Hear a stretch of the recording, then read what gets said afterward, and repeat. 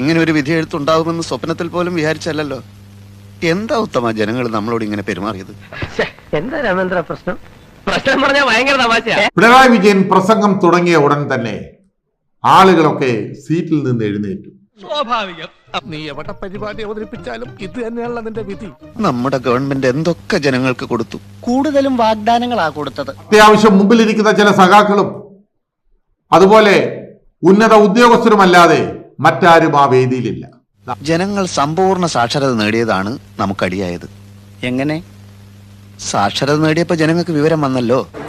ഇത് യാഥാർത്ഥ്യമാക്കണം എന്നാവശ്യപ്പെട്ടുകൊണ്ട് ജനകീയ. அப்போ நான் பொட்டனா? ഇത്രയും ഞാൻ ചെയ്തുകൊണ്ടിരിക്കുന്നു, ഞാൻ പൊട്ടനാ? അപ്പൊ നീ എനിക്ക് പുല്ലുവിലൂടെ തരുന്നത്? പുല്ലുവില.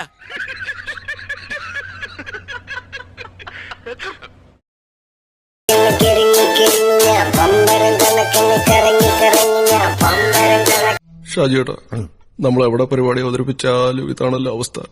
ഇതാണ് ഇന്ന് വിഴിഞ്ഞത്ത് സംഭവിച്ചത്. വല്ല കാര്യമുണ്ടോ? എന്തിനാണ് ഇങ്ങനെ ഇല്ലാന്ന് നടക്കണേ?